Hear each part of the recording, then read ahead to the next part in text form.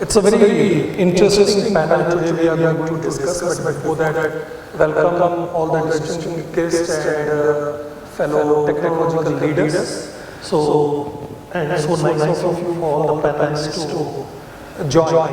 And the topic, as we spoke about so many times, and that's on balancing innovation and cost control. Now, he also spoke about some of the Gartner study. Gartner study says that by 2025, global IT spending is going to be $5 trillion, right? Still, 70% of the CIO says that still they face challenges in terms of they are always under pressure to deliver because of certain resource constraint or budget constraint and all of that. And that's where the reality is. But today what's happening, the CIO role as a whole is also changing. People, as expectations from the management are also different now. And they expect them to be, to act as a stewards of cost efficiency also. And that's where the paradox is, right? And that's where we are facing this challenge. Now, they look upon CIOs to transform, to unlock the values and to do all the kind of innovation, but at the same time they want to make sure that we have a budget, they have a clear ROI, someone spoke about it, and those are the challenges we all face every day. Now, again, innovation is not optional, right? We all know it's be a part of a competitive age, and the challenge is, what happens is there are a lot of complexity, risk, and cost escalation. Now, there are legacy systems to transform those legacy systems, AI, adoption of cloud, all those, put a lot of challenges for all the CIOs, CISO to make sure that how we deliver that tangible benefits. Now, so today we have a very interesting and very renowned panelists. We are going to talk about and explore their strategy, their matrices, their lessons learned, so that we can, as a community, we can move forward with clarity and confidence. Now, I will just take 1 minute, very quick, this one for introduction, so that at least it becomes easy. And I'll just take 1 minute for my introduction. My name is Saumil, Shah, I'm a partner with Thornton. I've spent more than 37 years in the industry. Earlier, I was with companies like Stovec and IT. Last 25 years of consulting, I was a CEO for a company called Red. I was a CEO for India and neighboring country. Last 10 years, I spent with EY. And for last 3 years, I am with Thornton. I am leading business consulting part of it, where we deliver EBITDA transformation journey along with digital. So to start with, I will start with Mr. Anil Kumar Sharma. He's a group head systems Sabardairy, which is a part of Amul Dairy. He's a veteran IT leader with 20 years of experience, and for almost 26 years in the cooperative dairy sector. As a group head, he has worked and done a lot of digital transformation for India's largest dairy. His initiatives include SAP, data center modernization, and smart automation projects. He holds a BE in computer engineering and MBA in IT, along with certification from Microsoft and Ahmedabad, and of course receives CISO award and CIO award. So please.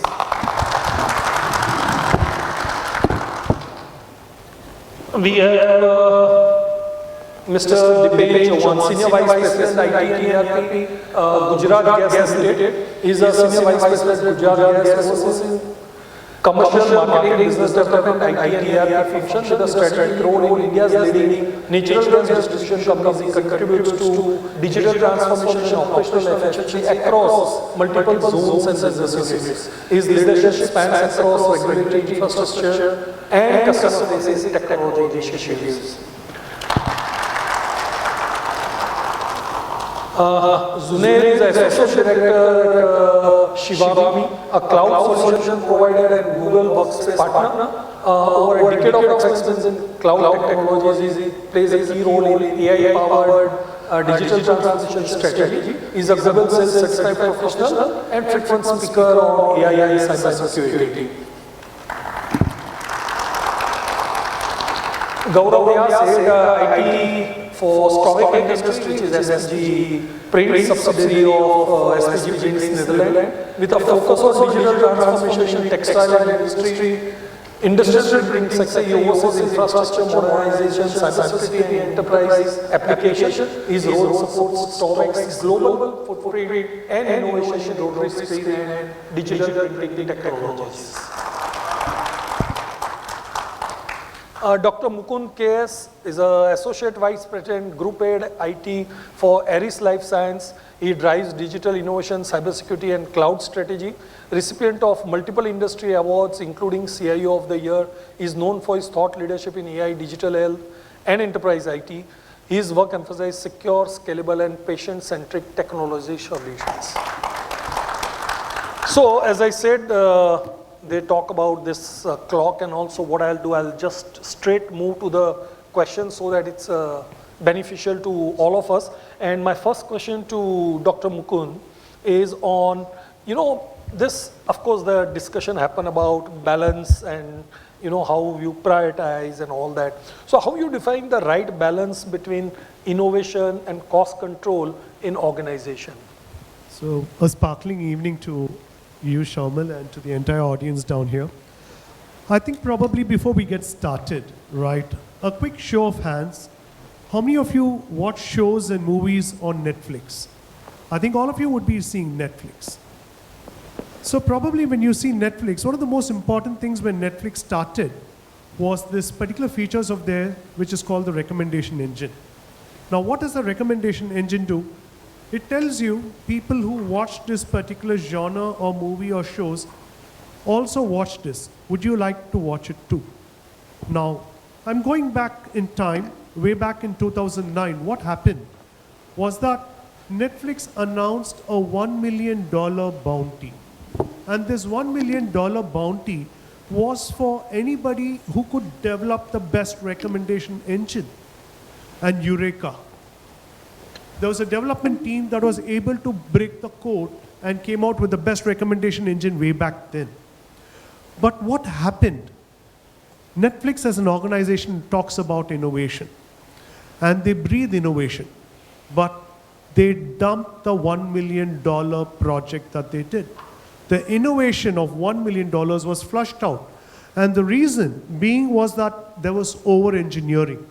And after over-engineering, when they had to transfer it out and roll it out, they felt it was not operational.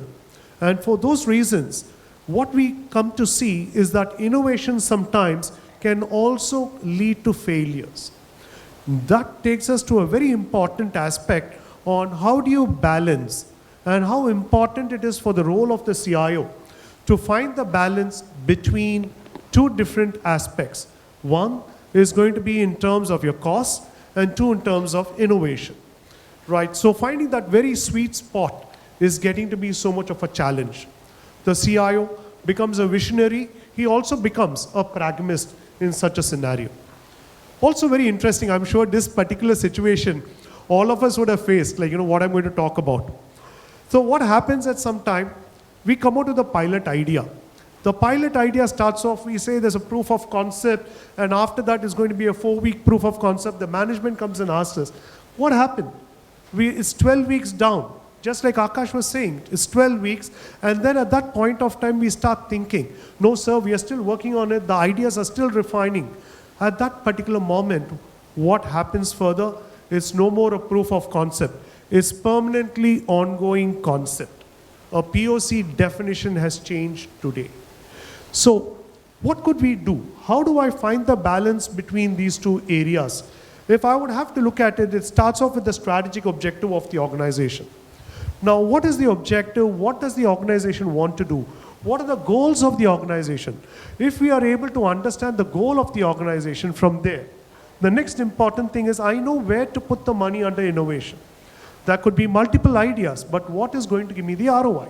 So the next thing is start with a very lean methodology. What people do is that we all get so sold on technology, but we forget processes. So look at a lean design. When we talk about a lean design, it is about ensuring that are we able to see that there's less wastage? Could I use a design thinking concept? So you start off with empathizing, defining, ideating, prototyping, and then test. When we go into this particular module, you're able to see that the sweet spot gets faster to find and you do not have an issue in identifying it. So this is where I think probably we start as CIOs need to find that particular area. There are 4 different dimensions that I will talk about. When you look at a quadrant, or if it's going to be a square or a rectangle, 4 areas. One is practicality. The other area is going to be in terms of cost, 3 technology, and 4th is going to be value. So how do you balance these 4 dimensions becomes very important. Also, when you talk about practicality, that has got 3 dimensions again. Is it practical to do this? Do you have the adoption in the organization? That is a second dimension. And third is going to be what is the value that you can add to this dimension. So you start looking at it and then try to say that this is what we will be able to achieve and address and have those directions clearly stated out. I think the organization is going to support you. So that's what we are doing right now too. Thank you. Very good. No, thanks. Thanks a lot. My question to Anil ji is about, how you decide between upgrading legacy system, because he's from, the sector. So how you decide between upgrading legacy system and investing in new age technology with cost constraint, and what is the impact of new technologies like AI, blockchain, etc.? I am directly coming to the question. Actually, the sector I belong to, this is very structured and everyone is very much happy with their process. No one wants to change the process. So this is the main constant when you want to make certain changes. The first aspect is from the legacy to the new system, and second one where there are manual process and you have to go to the computerized process or automation. Yeah. So these are the 2 scenarios. The scenario where there is a legacy system, there are 2 ways we applied, especially in my organization. First way, suppose in any plant, the new system is coming, similar, but the renovated system is coming. We implement the new system, new technology there. You train the people, and after training the people, it becomes very easy for the adaptation. The first scenario. Second scenario, where there is no system. If there is no system, you take a small part of the new system and implement there, then show the higher management the ROI of that, and also the person who are involved there. So adaptation is very easy and they can accept, and also you can take grant from the higher management easily. True. And for the legacy system and the new system, if system is very huge and you have implemented all over the organization, in that case, if we are changing from old system to the new system, it becomes very costly. Cost is not only for the system, but also for the training and the time gap to implement.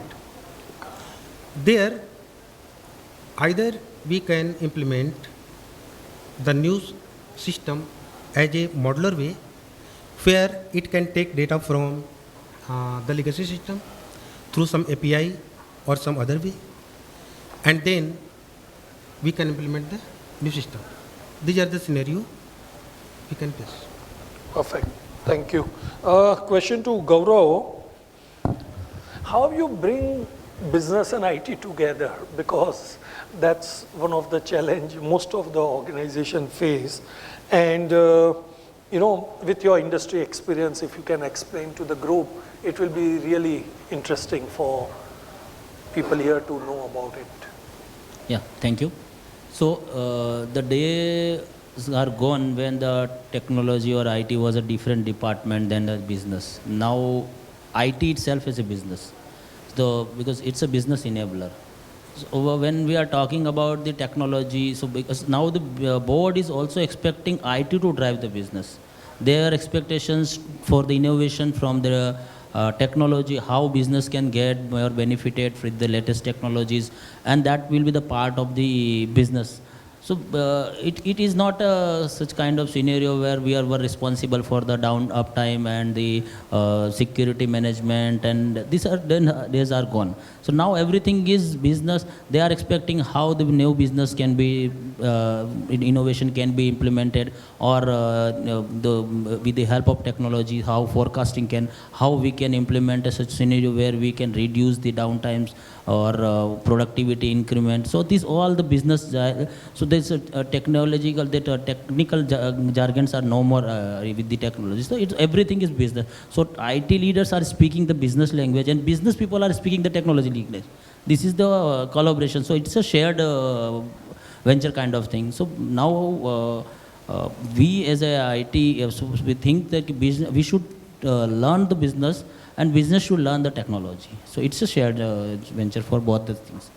So as far as this technology is concerned, the smart manufacturing, where I coming from the manufacturing industry, the smart manufacturing, one of the concepts where we can implement the things, so how the MES can be implemented, and with this, how the business can run with the help of technology. Cost reduction is there, one of the productivity increment, so and machine uptimes. So everything we can plan with the help of technology. So it's now the time which is the business is speaking the technology language. Thank you. Now the question is to Junaid, of course, is a favorite subject.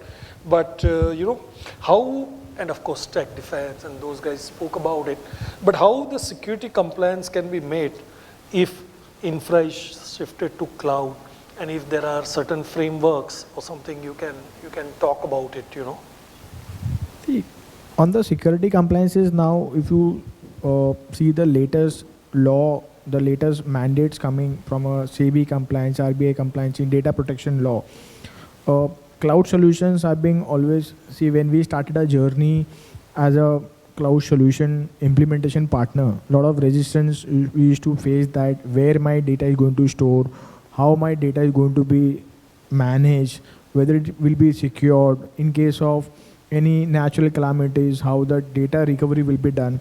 So a lot of, I would say, in some cases there are misconceptions that we do not have a direct control, how do we manage. Okay, so these are all the compliances state that, but there are different interpretations to those compliances. How are you interpreting the requirements, the mandates? We have onboarded large enterprise who are from fintech, pharma, hospitals on Google Cloud. And these organizations are strictly following all the compliances. So we need to understand that these solutions are not just a basic emailing or collaboration solution anymore. It is now Google solutions are designed in a way where it helps you to protect your data and control the data which from where the source is and the way where the data has been transmitted. So device management, which is like a new mandate that every organization should have a device management solution in place so that you are able to centrally manage everything. DLP policies on your data content, though there are companies who are very content sensitive, that they need to manage their content and in a way that no data leakage should happen. So device management, DLP rules, access control, you need to, like say, every organization do have some or the other solution integrated with your one solutions, where one solution is offering you access management, where you restrict the access of your data or your applications to selective device or selective network. So all these multiple solutions now comes under one umbrella. So it becomes easy to manage, and you are compliant also. Whatever the new law has been not fully implemented to all industries, but to a certain extent it has been implemented. So now it is like we have to look at the cloud solution, not a email and collaboration, but to secure our data and have a full end-to-end control. So whether the data is accessed from your browser or your data is accessed from your devices. And nowadays organizations are more focused on having a hybrid model. So so it's a time that where you cannot 100% dependent on an on-prem setup, because in an hybrid model where you have to allow users to access from different locations, but the core focus, the core objective is my data should be under my control, or whatever data transmission is happening, it has to be approved by one of the HOD, or like you want to create a process or you have to create some approval process, you can create that. Thanks. Question to Dipen, from CISO and CIO perspective, how you prioritize investment within the constraint, especially on cybersecurity and all that? Hello, good evening everyone. For us, it's something like this. Number one, we are a regulated business. First, I'll talk about my business only. So we are a regulated business. We are being regulated by Petroleum and Natural Gas Regulatory Board. At the same time, we are being closely watched by the government of India also, and the same time, government of Gujarat also. And we are listed. So there are so many mandatory or compulsory actions or security standards we have to maintain when it comes to cyber security. Apart from that, so many other things are also happening. For example, Operation Sindoor. We had a major attacks during Operation Sindoor also. Whatever the geopolitics, okay, well, we are also into oil and gas also. So whatever is happening in geopolitics is affecting, or we have to increase, or we have to continuously changing or moving our goalpost. Means whenever something new is happening, I'll give you the latest example. Of course, it's not related to cyber security, but what happened to Naira, means what Microsoft did to Naira, that was a kind of giving us a jitter. Okay, True. And with that kind of incidents, it's some cyber security company will stop their cyber security. If it's American company and some tariff or some geopolitical reason, if they will stop it, what will happen to us? So these kind of issues and topics we are discussing it right now internally. And when it comes to cyber security, I think when everything is moving to the cloud, everything is moving to mobile or any handheld devices, you cannot ignore that. But regulation and government policies are helping us to forget about the cost control, but you have to be safe. If I'll give you the example of the cars, means now 6 airbags are almost mandatory in all the cars. So if that kind of regulations are there, I think cyber security won't be at that cost center, but it will be a basic requirement of doing a business in this changing world. That's what my opinion is. Interesting. So question to Dr. Mukund, what are the matrices or KPI you will measure to look at the ROI from innovation, and again, without extending budget and all, and to look at some of the KPIs like operational efficiency or customer experience, something like that? Sure. So the way that I look at it, things are changing completely, right? So when you said KPI, people typically understand KPI as key performance indicators. But then today in reality, what is happening is that it is key PowerPoint interesting. So the definition of KPI has also changed. And when you talk about ROI, what has happened to ROI is nothing but return on imagination, right? So it is all under imagination. From imagination, should become ROI, which is return on innovation, and that return on innovation should then become your return on investment. So that is the kind of shift that we would want to see and we would want to do. Now, how do you achieve this? There could be certain very specific KPIs. In this case, not the PowerPoint, but then the real performance indicators. So in this particular scenario, what should you do? It could be something, for example, one KPI could be idea diversification matrix. What we are able to observe is that it is not just a particular team. Like, we see that in business. When you start innovation, a particular team, like, you'll always see that probably the sales and marketing, or probably from manufacturing, where most of the ideas are coming from. But it should be diversified. The second thing is also in terms of solutions. We as technology guys, we get, and it's like, natural that we get little tied up to certain technologies that we see. If it's going to be AI, if it's going to be agentic AI, we get tied up to that and we try to build solutions around that area. But how do we diversify across multiple solutions? Could it be blockchain? Could it be IoT? Could it be cybersecurity?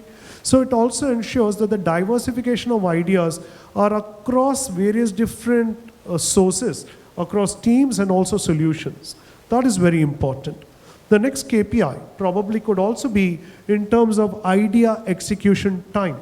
Now, from the time of conceptualization for it to go live, what is the average amount of time that is required?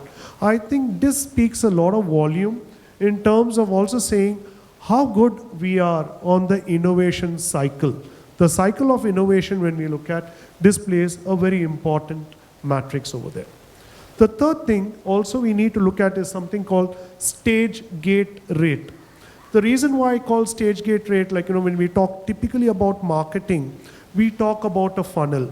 In a funnel, you will have leads coming across. So similarly, when you started off, probably you may have had, I would say, 50 different innovation ideas. But then out of these 50 different innovation ideas, at what stage are they? Are they at the conceptualization stage? Is it at the empathizing stage? Is it at the ideating phase? Is it at the prototyping phase?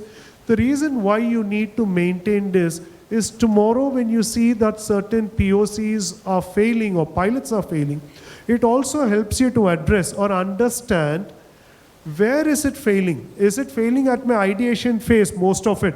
Then I need to improve my ideation. Is it failing at my prototype stage? Then probably I should improve my prototyping.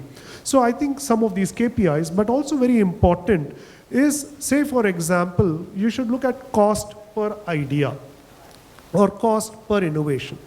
What it does is that it is going to be in terms of, if you take a particular innovative idea, it is not at a high level that you say that I'm going to allocate X amount of budget to it, but then at each phase internally, again, I would go break it down, as I said, like, the various phases. At each phase, how much are you budgeting? So that it tells you, if my project fails at this particular phase or the POC fails at this phase, this is what I'm going to be losing. It also helps you to fail fast and fail early rather than to get held on to a particular idea for the sake of it and then say, like, we will try it for a longer period. Another very important KPI is also in terms of employee adoption. It could be high engagement, low, medium engagement, or low engagement. You could further also do segmentation, right? People can show high engagement, but what if the adoption is not there? Then they fall under a category like high engagement, low adoption. Drop those kind of people. Don't work with them. But if you have a medium engagement but high adoption, those are the guys that you're supposed to go behind and try to work on those innovative ideas so that you also get the commitment of people and the stakeholders, which is very important at a period. Now talking about ROI, I think it is very important when you talk about the return on investment, where you work along with the CFO and also the channel heads. In terms of why are we even doing this project? When I spoke about strategic objective, what could be some certain strategic objectives? Is it for a new market entry? Is it going to be for cost of poor execution, cost of poor quality? I want to reduce that.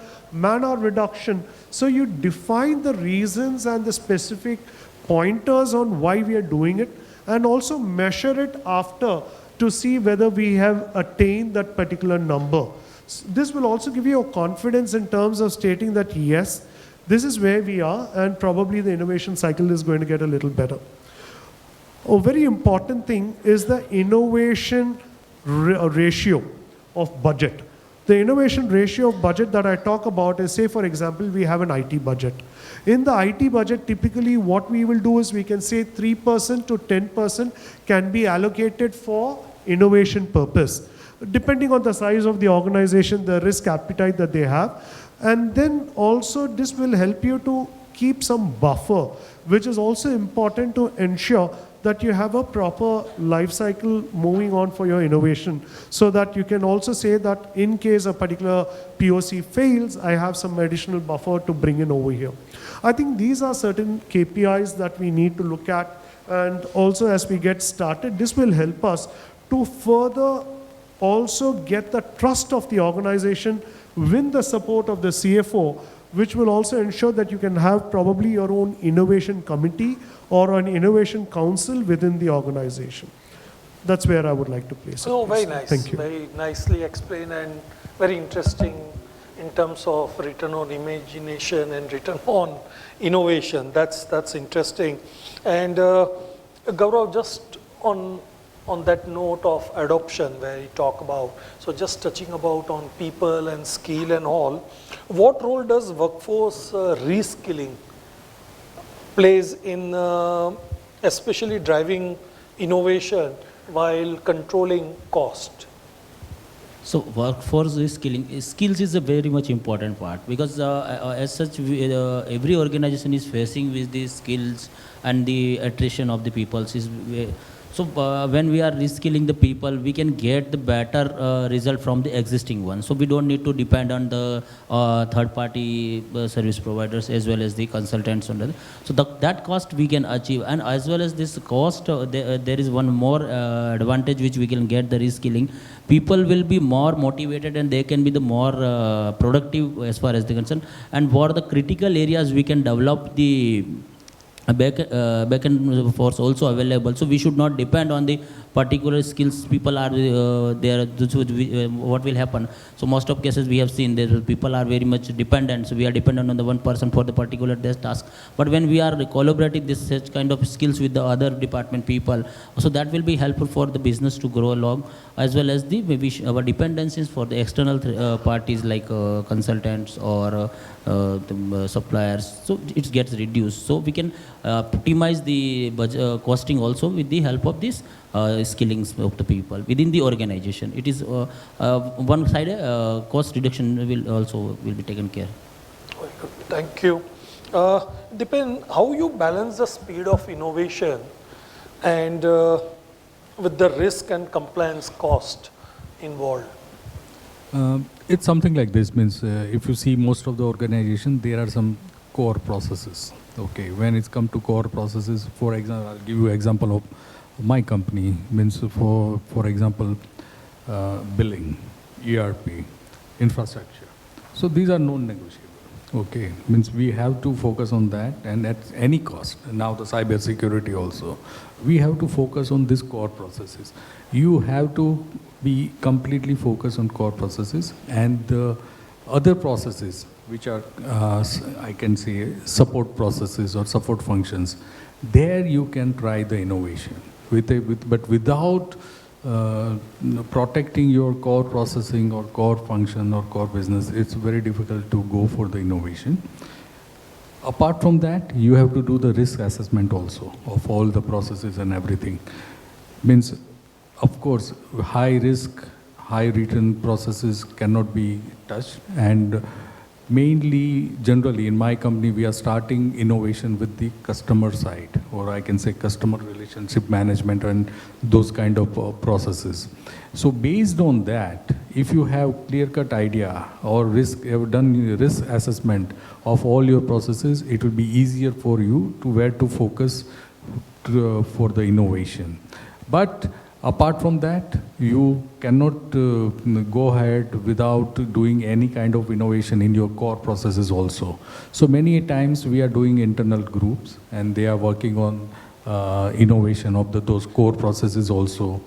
For example, we have 44 districts, so we try to implement one pilot project in that one district, and based on that, we come out with a conclusion what to do, what to not to do, how to do the risk management or risk assessment of that particular process, and based on that, we are going to implement in throughout the company. So focus on core processes.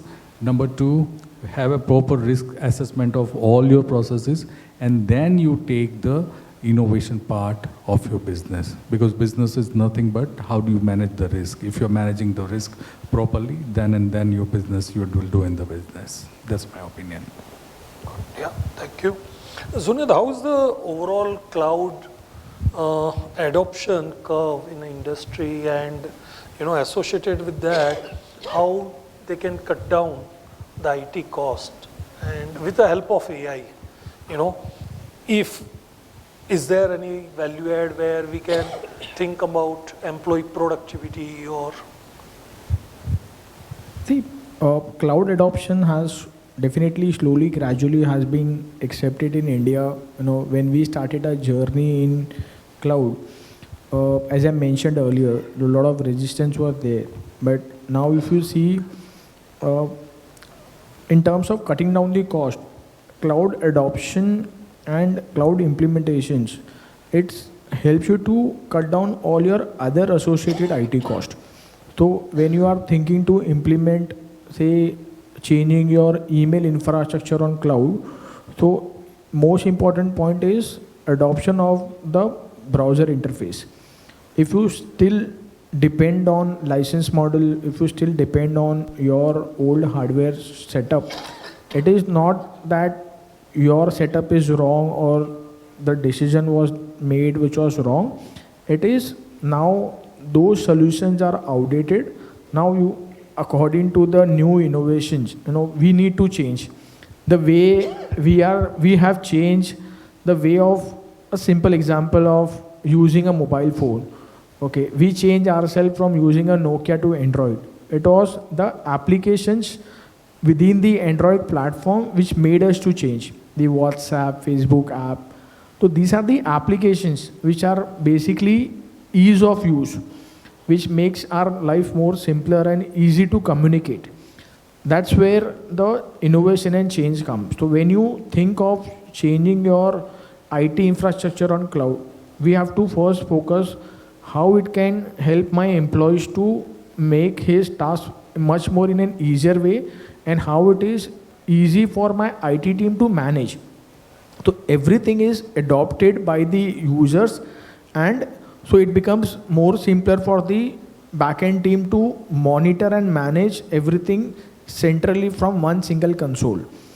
So that's where the cost cuttings will come. That's where the employee productivity will improve, because for users, they don't have to struggle with their basic issues or basic challenges related to the product, like a devices downtime or delay in access, lag of devices.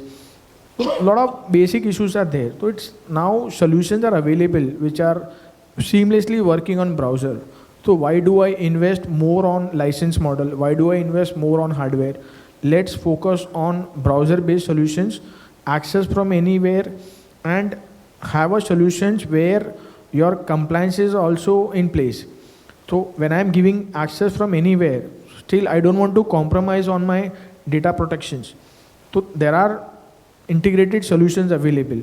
Now when AI came in picture, when AI is now integrated, that's again a new innovations to make your life more easy. Today, there are a lot of organizations we have been discussing, they are not trusting the AI. They feel that, my data is getting exposed or my data is being used to train the AI model. But that's not the scenario. Google is ensuring, and Google has documented that all the AI platforms are coming with an enterprise grade security. Okay, so your data is your data. Google is not sharing your data to anybody else. So you can have your internal workflow created where you give a prompt and what is the result which is expected. You can define the flow. Now, I would name one of the solution called Agent Space. So Agent Space is like a simple interface where you connect all your databases, create a secured environment, and give a prompt that I want to search this particular file. It will search only within your connected databases. It could be your CRM data, your SQL data, your HRMS data. So this is where, again, ease of management. So ease of management will help you to cut down all your other associated costs. So I don't have to worry about the maintenance, the licenses renewal, the associated other hardware investment, IT team to manage. Let's move on cloud. Automatically your cost will be cut. And this is like, it is proven. Okay. It's like over a period of 1 year, 2 year, 3 year, you will see minimum 30% of price saving. That's where the data analysis says that. Okay, thank you. And Anilji, the question is, what are the emerging tech trends, can be adopted in a cost optimized manner in 2025 and forward? As Junaid was describing the things, one prompt can seek the data from various resources, as AI is also doing. So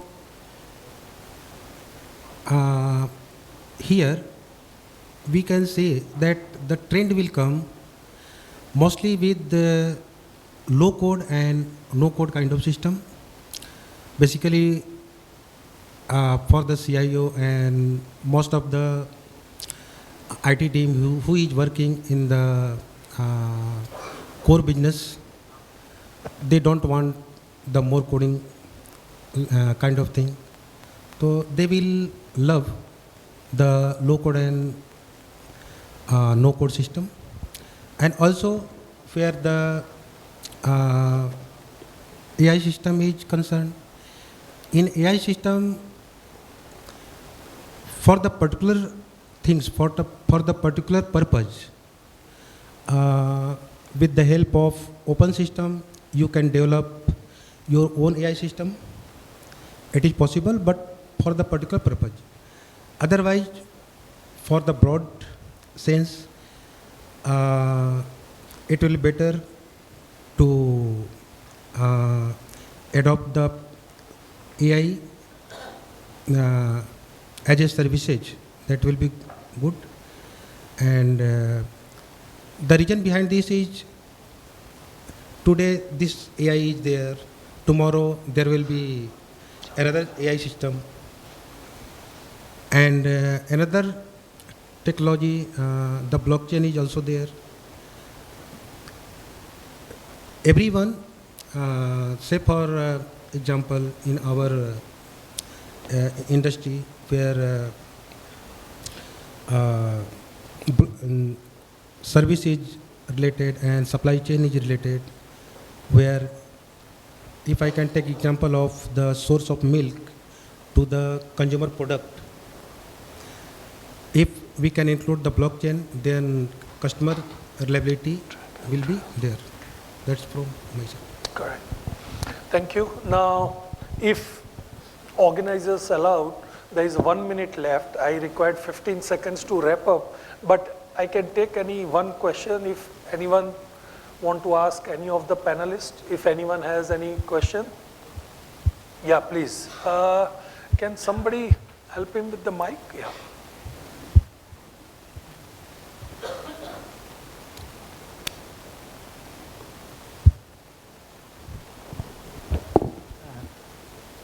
Thank you very much. My name is Sanjay Shrivastava. I'm from a company called as Plaza India. My question, Mr. Dipen has pointed out that recently we have the incident of Naira, where Microsoft has suddenly stopped the services. Okay, now we are talking about moving everything to the cloud, and whereas we are having that a service provider is stopping a service without giving any intimation, and your all operations are suffering. In such a situation, how you think that the cloud adoption is now, especially in the context where we have this geopolitical situation today? do you think that it is not going to reverse, that people are now moving from the cloud to on-premise again? Yeah. Okay. In one of the discussions, we have discussed this issue thoroughly in our company, and as we are government organization, we are looking for an Indian cloud. Okay, because if you see, all three major cloud companies are Americans. Okay, whether it's AWS, Google, or Microsoft. Yeah. So we are, and I think government. For us, it's okay, but look at the example. I'll give you the example of ONGC, Indian Oil Corporation, BPCL, HPCL, and I think Ministry of Finance. So many companies are using either of these three clouds. So there is and the kind of geopolitical turmoil we are into right now, government is working for Indian operating system as well as Indian cloud. True, absolutely. Okay, thank you so much, and I'll just wrap it up very quickly. I noted few points, but thank you so much for all the panelists for giving a fantastic insight. And Akash also spoke about that 40% to 70% POCs are going to fail, so that's also interesting. And one of our panelists said IT is a business, So it's very clear innovation and cost control are not going to be separate, but it's all interdependent. And CIO roles is also evolving, and from technology custodian, they are going to become a business catalyst, So that's one point I have noted. Second, of course, we spoke about ROI, that is return on innovation and imagination. That was also good. And see, once we leave the room, we have to think about, how we fund, measure, and scale innovation. Because at the end of the day, we have to move from short-term thinking process to a long-term, the growth. So, and of course, as we all know, future belongs to the people who can innovate with intent and execute with discipline. So thank you so much. Thanks all my panelists. Thank you.